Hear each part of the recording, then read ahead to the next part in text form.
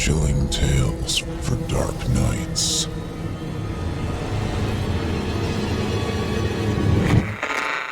Want to make sure you never miss a Chilling Tales for Dark Nights video again? Be sure to subscribe and hit that bell to turn on notifications. It's time to turn off the lights and turn on the dark. Chilling tales for dark nights.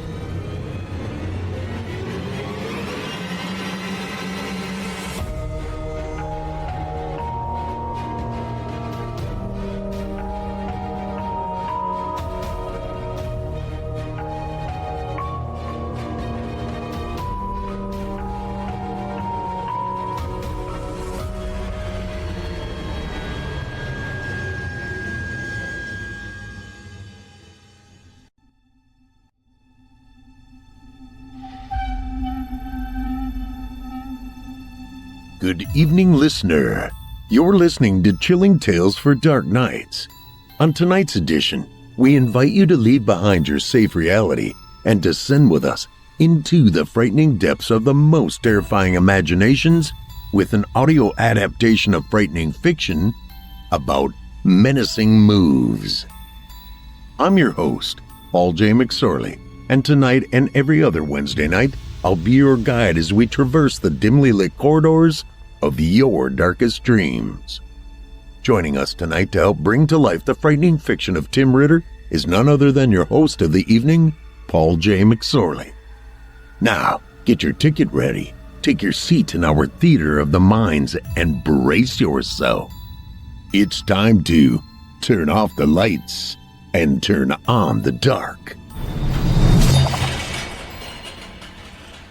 Our tale this evening is written by Tim Ritter and performed by Paul J. McSorley.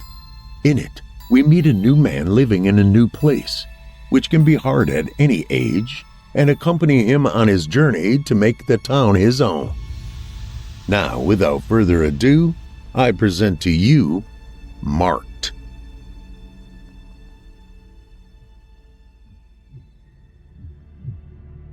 When I decided to call it quits on the proverbial rat race and move to the Ozarks Hill Country of southwest Missouri, I could have never guessed what awaited me. Just a wide spot in the road, the tiny hamlet of Thermal Springs existed on the verge of being a ghost town, the lonely remains of a once flourishing community that originally owed its existence to a local hot mineral water source. The spring reportedly dried up when a couple of greedy aldermen decided to try to get more water flow, courtesy of a few sticks of dynamite. In their misbegotten efforts to further develop the town, they blew out the bottom of the water table, and almost overnight the community died. No spring, no visitors. The town's structures decayed and fell, and eventually the area just became known as Thermal. A few old structures from the little settlement's lively past still stood, but just barely. Half a dozen houses and mobile homes, each desperately in need of a fresh coat of paint, lined the dusty gravel road through what Thermal used to be, indicating some folks still scratched out a life there. Most of the dwellings, with old cars and mounds of junk in their yards, stood as lonely reminders that a thriving community once inhabited the overgrown fields lining the main road. The structure that originally housed the post office still stood, though with its rotting boards and leaning disposition, it was clearly just one windstorm away from being flattened. Trees grew in the middle of the foundation where the hotel once welcomed dozens of visitors every day. Each sunrise looked promising as another chance for the remains of the town, but each sunset cast lonesome, dismal shadows as doors locked and drapes were drawn. The only real sign of life in Thermal was the Gibbons Grocery, a small vintage 1940s general store with two old gas pumps outside. If a gallon of milk and a loaf of bread was all one needed, Gibbons was sufficient. Otherwise, a 30-minute drive to nearby Cassville was required for a full-blown grocery run or dinner at a cafe. None of the locals knew what to think when I moved into Thermal's old abandoned schoolhouse on 60 acres and began renovating the wooden building into living quarters. While still in Michigan, I was intrigued when I noticed it in the Country Real Estate magazine. Upon making my first trip to the area to see the old schoolhouse, as well as Thermal itself, I couldn't help but feel it was the singular bright spot in the county. The schoolhouse stood tall and proud about 300 feet from the main road, situated on the western edge of an open 20 acres of land with another 40 wooded acres adjacent. The distinct sunken driveway, formed from the hundreds of horse-drawn carts which traveled its path over countless decades, reminded me of what must have been scores of children who lived too far away to walk. Surrounded by massive old oak and hickory trees spaced about 25 feet apart, the old schoolhouse had entry doors on the front and back, with 2 large double-hung windows on each of the 4 walls. Any section of wall that didn't have a window contained a chalkboard, some in better condition than others. Near the middle of the single large room stood the original cast-iron wood-fired stove used to heat the place. Standing nearly as tall as me, it seemed grossly oversized for the task of providing warmth. Nonetheless, I was happy to discover it to be in good order, as I intended to let it do its job when cold weather prevailed. I bought the place that very day. I don't wish to give the impression of being overly blessed with money to buy and fix up the old building. On the contrary, I had just enough to get by for a while. Upon the death of my mother, my last living relative, my inheritance amounted to not much more than a few $1,000s and a full set of genuine silver flatware, of which my mother had been very proud. A wedding gift from her grandmother, who first acquired it when she got married back in the late 1800s. I found the set to be in excellent condition, still in its original cherry wood box. The sale of my home in Michigan funded the purchase of this wonderful place in Thermal. I took possession of the old schoolhouse in late August during a hot, dry spell, several weeks before the coming of autumn rains. I didn't have a lot of furniture when I bought the place, so it was a fairly easy task to move in and begin to set things up. I put my bed in the northeast corner of the room with my head against the east wall near the window. My dresser was placed on the other side of the window, and anything that needed to be hung up, which amounted to 3 shirts and a suit for which I had no use, hung just fine on 4 nails on the wall. The old original sideboard, still in excellent condition, served as a decent pantry, and I figured my mother wouldn't mind if I stored her silver flatware set on the bottom shelf. Once aptly settled, I commenced work on the schoolhouse, making sure it was ready for winter months. As would be the case in any small town, the news spread quickly through Thermal that the man who bought the old schoolhouse was making improvements. Soon 3 old guys from the village began coming, albeit uninvited, to watch me work. Every weekday morning, if the weather cooperated, these colorful fellows arrived at the same time, about 8:30. I could hear them talking as they turned into my driveway. Each old codger carried his own folding chair, which they set up on whatever side of the building I happened to be working. They'd argue for several minutes about who would sit where, then settle in to watch me. The first guy was Ed. Nearly bald and not a tooth in his head, Ed was a veteran of the Second World War. He liked wearing an old dirty hat with "Airborne" stitched into it. I knew enough about paratroopers to know that if he indeed served in the Airborne, Ed was a badass in his day. Now he was a shriveled-up little old man who liked to talk. I pretty much instantly liked Ed. The second old geezer was Herman, taller than Ed but just as thin. He liked letting you know he too served in the Second World War, as well as Korea. His ratty old green ball cap didn't have anything stitched in it about the Army. Instead, it proudly displayed the emblem for his favorite brand of lawnmower. Rounding out the trio of gawkers was Earl. Never serving in the military, Earl was a stooped-over retired accountant with a mind like a steel trap. He was quiet most of the time, but when he spoke, the other 2 stopped talking to listen. One day they found out I was from Michigan, so suddenly I was called Yank. Apparently to them, that moniker automatically meant I didn't know my ass from a hole in the ground. Then they really wanted to stop by and watch me work, so that they could critique my progress. One evening, when my work dragged on late, well after dusk, the 4 of us heard animals sounding off in the hills to the south, across the hollow where Rockhouse Creek meandered through the boulder-strewn lowlands. It started with a singular low howl, guttural and several seconds in length. Then one yip, then another, then several more, each high-pitched. It ended up sounding like a frenzied collection of yips, barks, and cries. Sounds like a bunch of coyotes across the holler, I said without looking up. Those aren't coyotes, Yank. They're wolves, Earl commented. I raised my head and made eye contact with him. I didn't think wolves had a high-pitched yip like that. They're wolves, all right, Herman said, looking toward the holler. I've heard them a bunch of times. Don't be fooled now.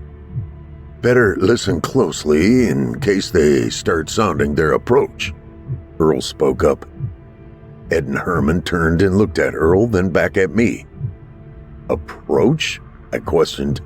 Never heard of coyotes, wolves, getting very close to people. It's different here, Earl said. Not that many of us here. They're a little braver, and if you're old like us boys here, you're easy pickings for a bunch of them. Yep, speaking of which, we better get going, Herman said as he slowly rose from his seat and stretched. I got a little ways to walk, and I'm not any faster than you two old codgers. The other two spectators stood up and stretched for a moment as the yips and howls continued, then gathered up their folding chairs and started walking away. Wait a minute, I called after them. You know, I like to take walks after dark. I did it all the time back up in Michigan. Are you guys saying I could be in danger if I did that here? The three men looked at each other briefly, then back at me. Do you have a lantern? Ed asked. Yes, I've got several. My favorite is an old kerosene lantern. It was my father's. That'll work, Herman answered. Do you have a good stick, like a good hickory stick to carry with you when you walk? I chuckled. This property is full of hickory trees. I'm sure I could scrounge one up. Herman's face never changed and apparently never saw any humor in my response. You're gonna need it, Yank. Especially if they get a little hungry, and there's several of them. You might want to sharpen it a bit, too, in case you have to poke one to get it away from you. I agreed with a grin as Earl walked up to me. Don't think this is anything funny, son. We're serious. Ed and Herman stopped talking and turned to listen to Earl. If you think you need to take a walk around dark, you heed what we say. Old Mrs. Briller down the holler, Earl pointed off to the northeast as he spoke. She lost one of her boys to wolves one night. He was in pieces when they found him the next day, and he was about your size, so pay attention. All right, I appreciate the advice. I nodded, trying to be more serious as he turned to join the other two. Good night, Yank, they called out as they slowly made their way along the sunken driveway to the main road. As the last man disappeared from sight, the wolves continued making noise. They do sound closer, I thought to myself as I walked inside, locking the door behind me.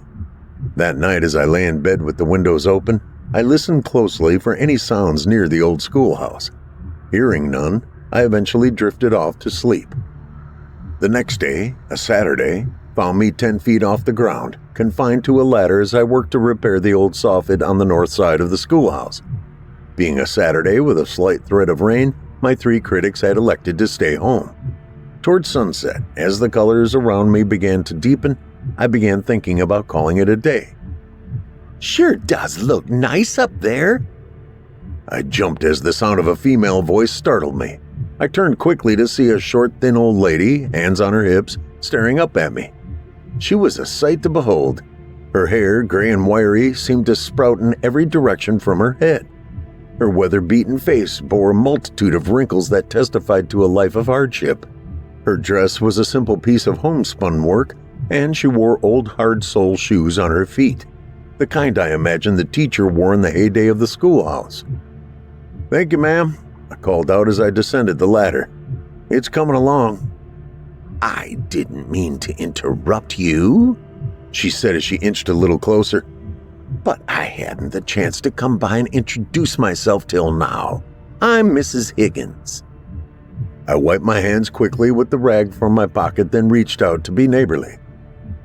Very pleased to make your acquaintance, Mrs. Higgins. I'm Billy Horner. So pleased to meet you, Billy. Handshake was brief, and she quickly tucked her hand back into the pocket of her dress. For the first time, I noticed her necklace. On a rough leather string were odd little shapes that were smooth and off-white in color, with a hole drilled in the middle for the string. They were like shells, but not quite. I caught myself staring and changed my gaze to her smiling face. "I live just down the road to the east toward the holler," she continued, "and I heard about all the wonderful things you are doing for this old schoolhouse. I went to school here, you know." "You don't say." "Oh, yes. All 12 grades right here in this building. We would play and sing and dance and practice our addition tables. Me and my pal Joyce chased Tommy Briller." "Oh, yes, I've heard the name Briller," I interrupted. "Any relation to that boy that I heard died one night?" "Yes." Mrs. Higgins' smile suddenly left her face. "Tommy Briller was his daddy. Joyce married him. Tommy ran off after the baby was born. Seth Briller was their boy you speak of. Of course, it's not polite to speak ill of the dead, but—" Mrs. Higgins looked down. "But what?" Couldn't help but want to hear more. "Seth Briller was trouble. Nothing but trouble. That boy crossed my path a bunch of times. Too many, but yes. One night—" Across the hollow, the wolves again started their evening serenade. Mrs. Higgins turned slightly, listening. I detected a slight grin on her face. "They sound hungry tonight," she said quietly. "What?" I wasn't sure I heard her right. She turned back to me and smiled sweetly as the sound of the wolves got louder. "Well, I guess I'd best be on my way. Don't want to get caught out after dark, you know. It's awfully nice to meet you, Mr. Horner, and I look forward to seeing you again sometime." "Nice to meet you too, Mrs. Higgins. Stop by any time." "Oh, I will," she called out over her shoulder as she raised her right arm and flicked her wrist. I leaned over to pick up the rag from my hands and noticed the sound of the wolves had stopped. As a matter of fact, they didn't sound off again the rest of the evening. The next day I noticed my stock of groceries had dwindled to the point that a trip to Cassville was necessary. So, without taking notice of my near-empty gas tank, I headed to town for provisions. It wasn't until I was a few miles from Thermal that I noticed the low fuel light on my dash was illuminated, and I wondered how long it had been glowing and how long the needle on my gas gauge showed nearly empty. "Damn, Horner, you gotta pay more attention to stuff down here," I fussed at myself. I must have been on fumes as I turned into the parking lot for Gibbons Grocery. Fortunately, no one was gassing up at the 1970s era pumps, so I pulled in and filled up the tank. Opening the door to the old building so that I could pay for my gas, I nearly knocked over Mrs. Higgins. We both let out a yell and she jumped, causing the half-gallon bottle of milk to fall out of her arms, shattering on the floor and spraying milk everywhere, including on both of us. "Oh, Mrs. Higgins, I'm so sorry. Are you all right?" I could feel my face turning red from embarrassment. "Oh, dear," she fussed as she stepped away from the broken glass. "Mr. Horner, my goodness, you frightened me. Now look at this mess all over the floor." "It's okay, Mrs. Higgins." The teenager on duty smiled as he ran over with a couple of towels. "Don't worry about this mess. I'll get it cleaned up. You just go pick out another bottle of milk and don't think another thing of it." "I'll have to wash this dress again or it'll smell like spoiled milk." She turned and shook her finger at me. "You, young man, need to slow down. Around here we don't move as fast as you people from, well, wherever you came from." "I came from Michigan, ma'am, and I'm dreadfully sorry about all of this." She shook her finger at me again and stomped out the door. I leaned down to help the grocer pick up the broken glass. "I guess I really made her mad," I chuckled. "Yeah," the teenager said as he looked up to me. "I wouldn't want that old bat mad at me. I've heard she can get pretty mean." Together we got the mess cleaned up. I made sure to pay for Mrs. Higgins' second bottle of milk when I settled up for my gas. Happy to have enough groceries for a while, my car's full tank, I headed home to put in a little more time on the renovation of the schoolhouse. That evening the wolves were quiet, though I couldn't shake the feeling that I was being watched from somewhere across the hollow. That evening, after all the excitement of the day, I believe I fell asleep before my head hit the pillow. At one point in the middle of the night, my eyes popped open as I heard the distinct sound of scratching, short but persistent scratching on the other side of the wall. Half awake, I laid there and listened as I felt a cool breeze blow across me thanks to the open windows. Must be a branch from the old tree that's still too long, rubbing against the house in the breeze. I'd better trim it tomorrow. Don't want it to rub through the paint. I drifted back to sleep. The next morning I got up early, had my normal breakfast of scrambled eggs, toast, and coffee, then stepped outside to start working. Gotta be sure to cut off that branch rubbing against the house, I muttered to myself, head down as I walked. Turning the corner, I stopped dead in my tracks. The oak tree, easily over 100 years old with a trunk as big as a tractor tire, stood majestically about 25 feet from the house. The tree had been meticulously trimmed over the decades, and the lowest branches cascaded about 10 feet over the rooftop. It was impossible for a branch to have been making the scratching sound I heard. I walked quickly over to the wall where the noise seemed to come from. I ran my fingers along the rough wall, noticing the chipping paint easily detectable against my fingertips. About midway down the wall, I found 2 long scratches going down from right to left at an angle. I ran my fingers along the contours. They weren't deep, just enough to scratch off some loose paint. I chuckled, shaking my head. Good Lord, some kind of handyman I am. I must have accidentally scratched this area at some point, probably with my ladder or something. Guess I was dreaming about those sounds last night. I still had part of a can of white exterior paint left over, so I touched up over the scratches, finishing just as my 3 spectators started walking toward me along the driveway. It never occurred to me to bring up the scratches. That evening, as I brought my work to a close with the sun beginning to set, the wolves started making noise again from the woods across the river. "Do you have your hickory stick cut yet, Yank?" Earl asked. "Nope, but I'll make one tomorrow." "Better get it done, son. The sooner the better." "Son? Am I now son instead of Yank?" "Good night, Yank," the 3 called out as they packed up their chairs and left. Apparently, I'm still Yank. I sighed, chuckling as I watched the old men walk stiffly toward the road. That night, I couldn't seem to get comfortable enough to drift off to sleep. Tossing and turning, I tried to settle down and rest, but I just couldn't clear my mind. Good stick of hickory. Get it done sooner than later. We're serious. Pure bullshit. My quiet muttering was interrupted by a sound from outside the window by my bed. Trying to figure out the sound, I leaned up on my elbow and closed my eyes to listen. It sounded like a muffled woof, but not quite like a dog would sound. Then I heard another sound. Scratching. It wasn't just a dream after all. With my windows open, I decided against getting out of bed to check closer. If it was a dog or a wolf, I didn't like the idea of just a flimsy screen between me and the animal. So instead, I simply laid there listening.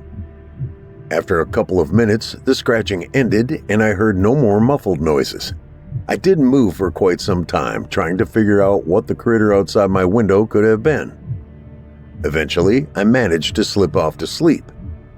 The next morning, I awoke with the words of the old men still echoing through my head. "A good stick of hickory," I muttered to myself as I washed my face in the basin. Grabbing my axe, I stepped out the door, intending to find the right stick. Adjacent to the open 20 acres upon which the schoolhouse stood, 40 wooded acres sprawled out to the west, full of oak, hickory, and walnut trees. I knew I would find the right branch for what I needed in that patch of woods. As I stepped out onto the porch, I didn't bother looking down. That morning, a beautiful sunrise, catching the mist as it rose off Rockhouse Creek, had my full attention. 2 paces from the door, I stepped in something that squished under my right boot.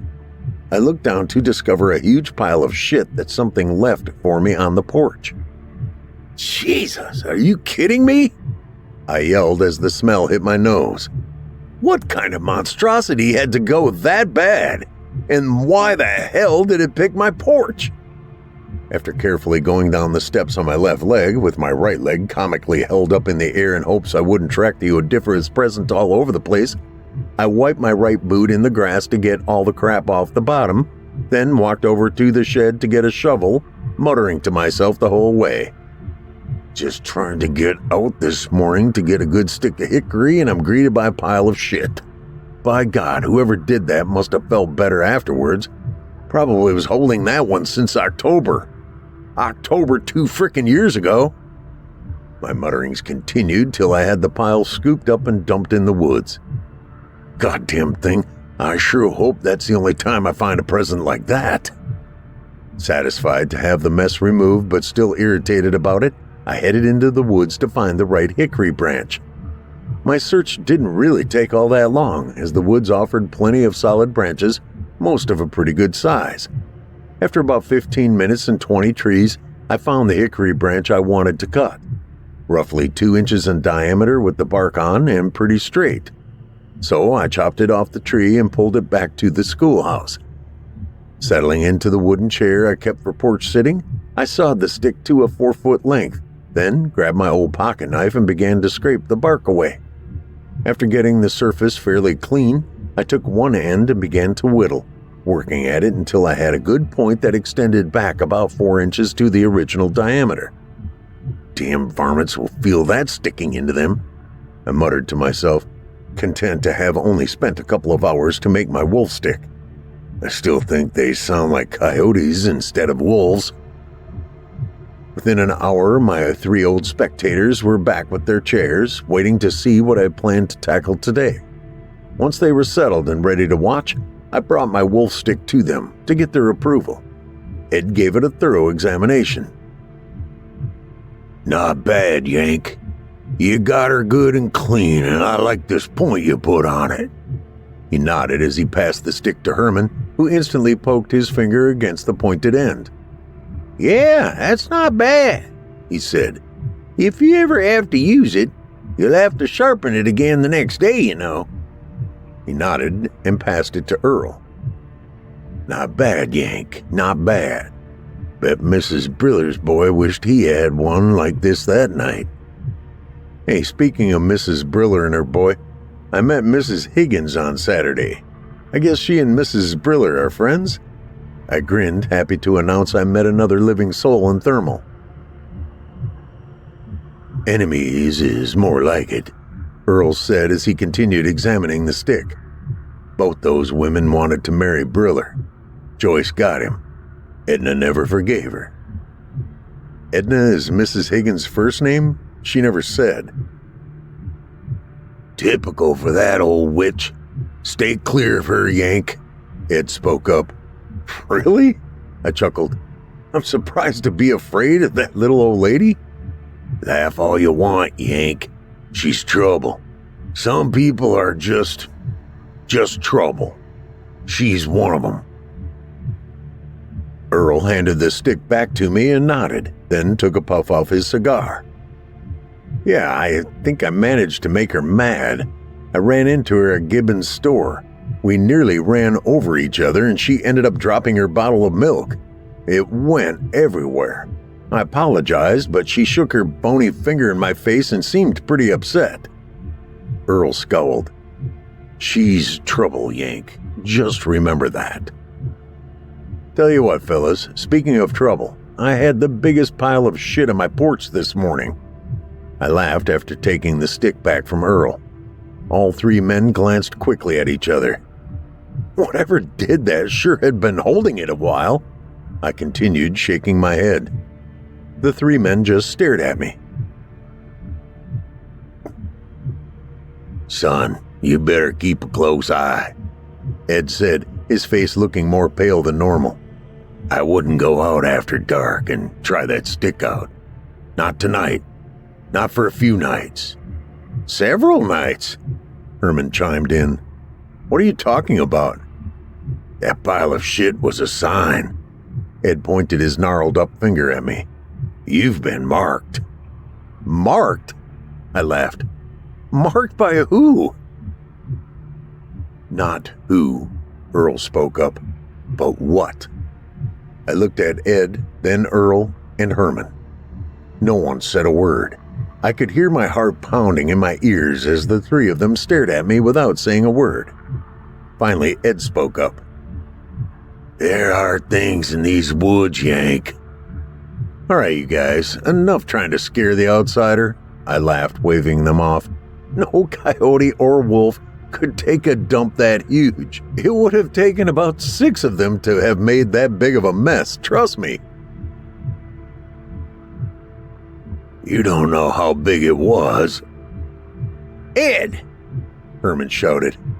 Ed turned to Herman and Earl. Both men glared disapprovingly at him. "I'm just telling you, don't take a walk tonight," Ed said, lowering his head as he turned back toward me. "You know, all this talk reminds me, something was scratching the wall outside my window last night. And it happened the night before last, too. I just painted over the scratches yesterday.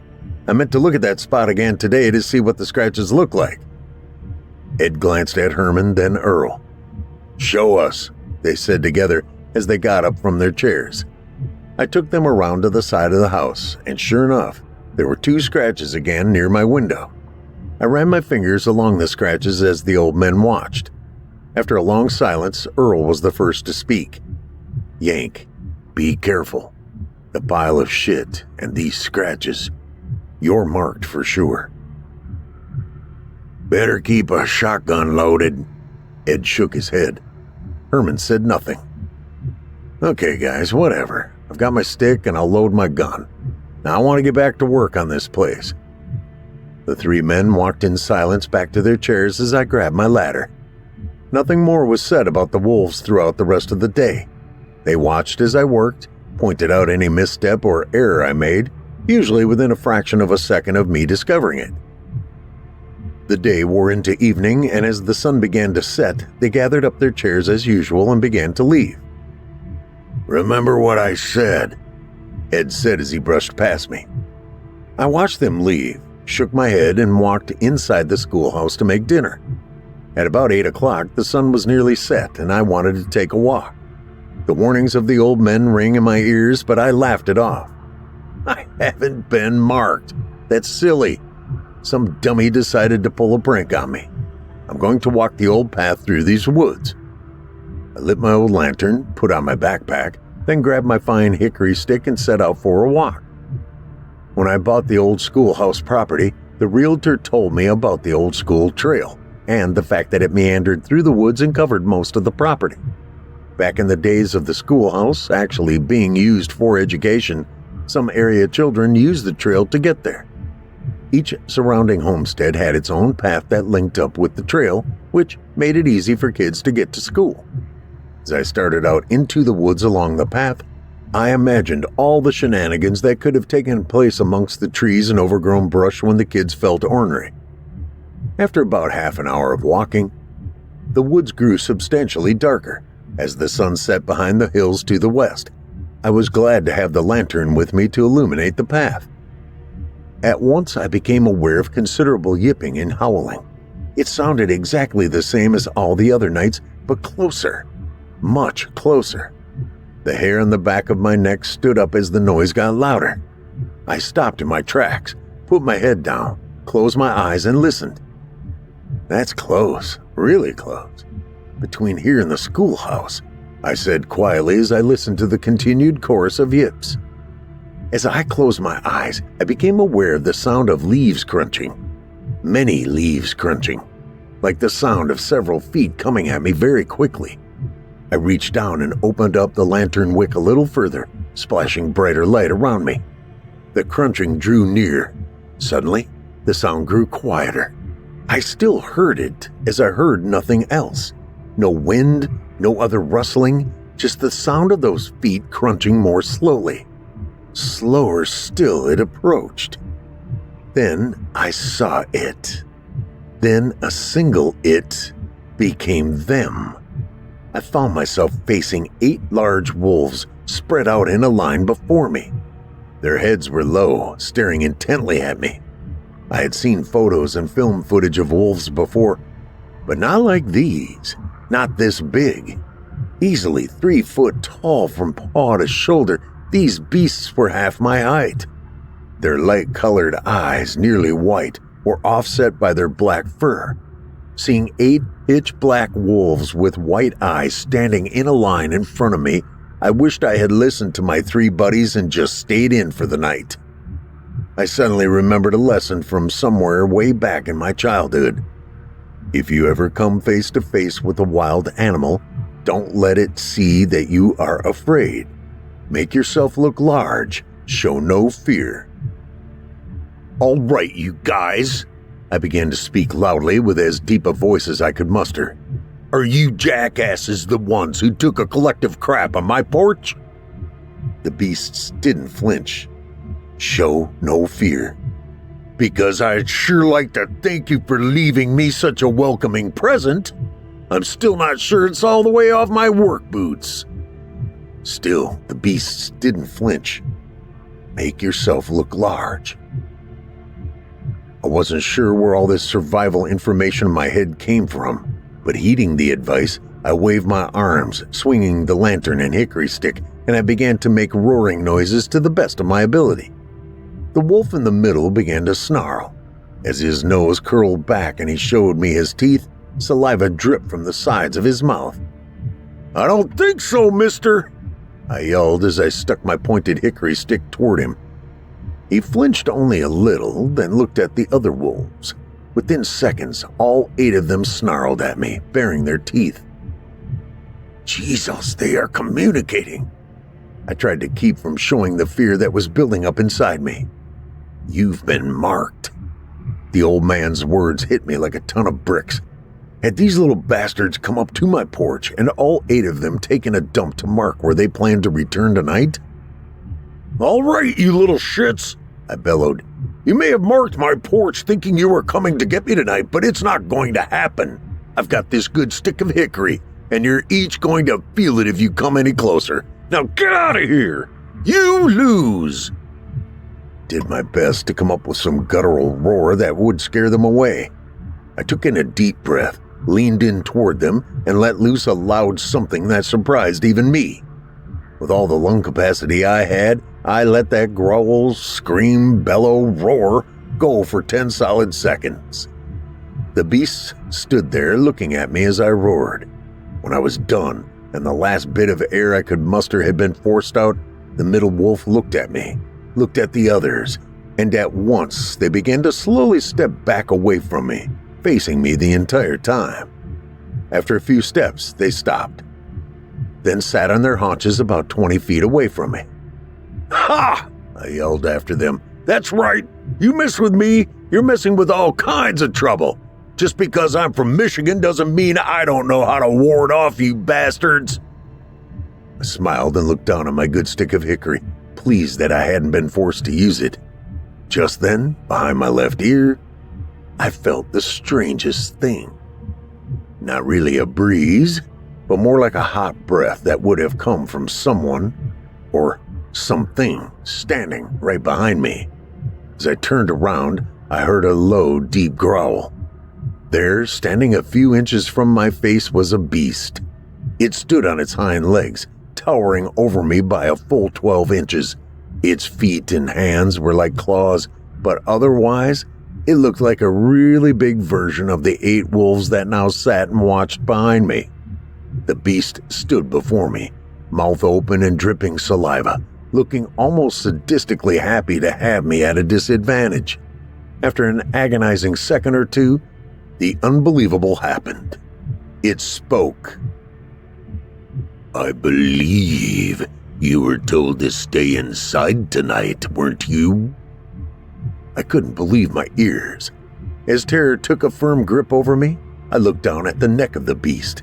There, hanging around its neck, was a rough leather string where odd little shapes that were smooth and of an off-white color.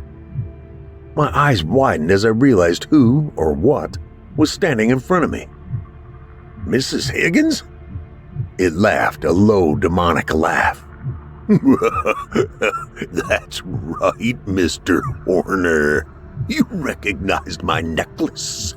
Would you like to know what these little pieces of white are in this necklace?" Somehow, in my horror, I managed to nod. Souvenirs, Mr. Horner. Pieces of skull. You might say they are trophies. The beast pointed at the last piece on the string. This was Seth Briller's. I looked down at the skull fragment and then back up into the beast's eyes. I kind of figured you would make a tasty meal for me, sooner or later.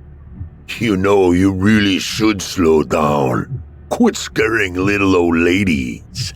I think you need to be taught a lesson. Who knows?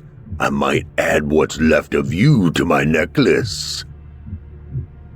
The beast reached up and wrapped her claw around my throat, tightening her grip as I struggled to breathe. You might have to poke one to get it away from you. My hickory stick, which I thankfully had not dropped in my terror, lay horizontal in my hand. Thinking quickly, I jabbed the sharp stick deep into the beast's abdomen. It grunted, then tightened its grip on my throat. You silly fool! Haven't you been told that something like me can only be killed by a silver bullet? Struggling to breathe, I managed to grin and choked out the words, Look down! The beast's look of anger and hate turned to shock and pain as it looked down. There, firmly strapped to my hickory stick and half buried in the beast's abdomen, was one of my mother's knives from her set of flatware. Silver flatware. Letting go of my throat, the beast stumbled backward. I drove the stick deeper into her gut as she fell to the ground. I'm no fool, Mrs. Higgins. I knew something wasn't right here. Tonight I was prepared, hoping whatever was out here would take the bait. She gasped only once. I pulled my backpack off my shoulders. Inside, as part of my plan, I packed a can of lighter fluid and some matches. After dousing her body into all the grass about a foot around her, I struck a match and let her burn. Turning around, I noticed the wolves were still sitting there several feet away, looking at me and the flames. They had watched the entire scene unfold, though I must admit, in the horror of the moment, I completely forgot about them. The center wolf stepped toward me, stopping about a foot away. It then turned and looked at the other wolves, who slowly stepped forward as well, making a line like they did when they first confronted me. Unsure of what would happen next, I held my ground. Together, the wolves lowered their heads as if to acknowledge me and what I did, then raised them again and stared at me. I nodded slowly in return. Then, mustering up my courage, I knelt down in front of them. One by one, they came forward and nudged my shoulder with the tops of their heads. Then ran off toward Rockhouse Creek Hollow, howling and yipping the entire way. I turned back around as what was left of Mrs. Higgins continued to burn with the silver knife and the singed remains of my hickory stick conspicuously sticking up. From that point on, I was no longer afraid to take walks near dusk, or of any sounds I heard outside my window. The wolves now answered to me.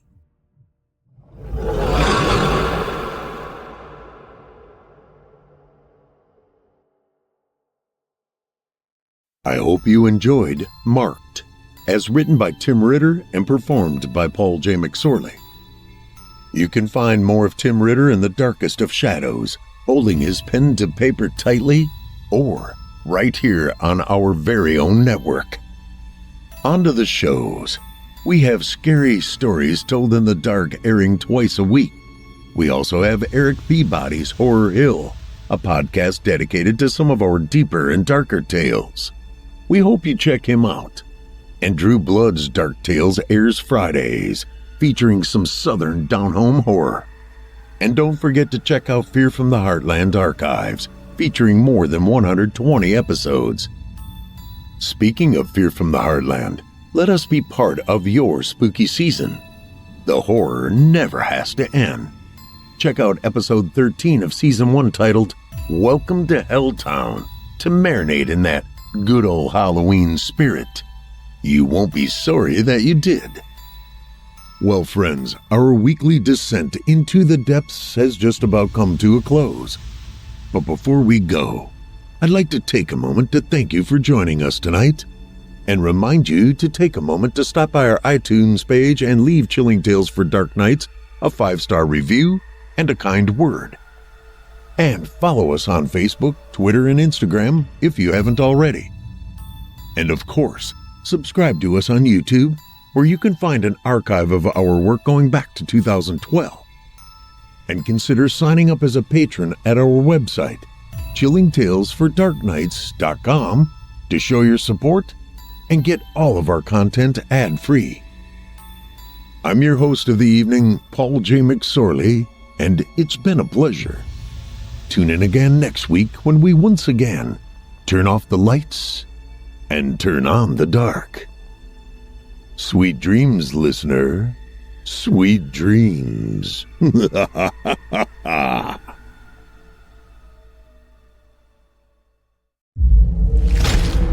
Chilling Tales for Dark Nights.